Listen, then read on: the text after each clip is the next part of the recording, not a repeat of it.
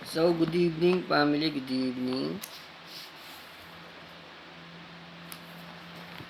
Ang babasahin po natin mula sa Roma 7 hanggang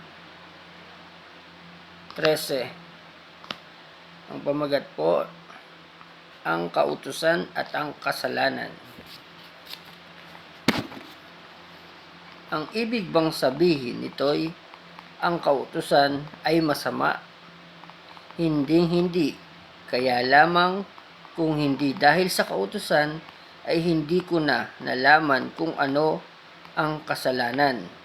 Hindi ko sana nalaman kung paano pagnasahan ang pag-aari ng iba kung hindi sinabi ng kautusan.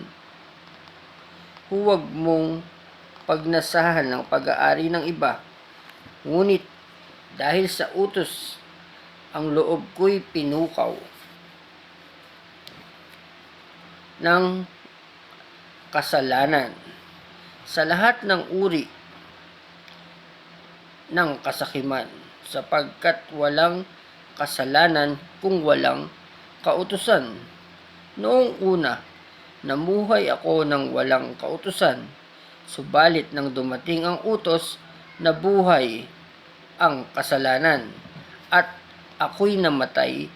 Ang utos na dapat sanang nagdulot sa akin ng buhay ay siyang nagdulot sa akin ng kamatayan, sapagkat kinasangkapan ng kasalanan ang utos upang ako'y dayain, at sa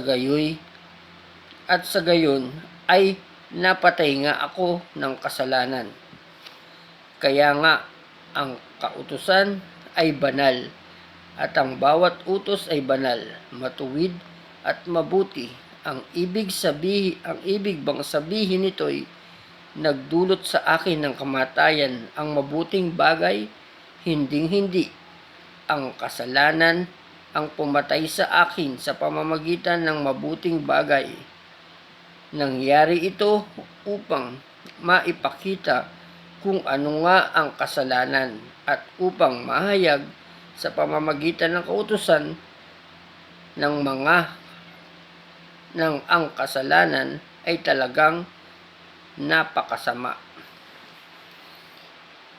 So maraming salamat po sa ating lahat, no? Maraming salamat sa lahat ng bagay. Patawarin niyo po kami sa aming mga nagawang kasalanan sa isip, sa salita, sa gawa, sa espiritu at sa laman. Naway ingatan niyo po ang lahat ng mag-iingat sa amin at pagpalain ang lahat ng nagpapala sa amin sa pangalan ni Jesus.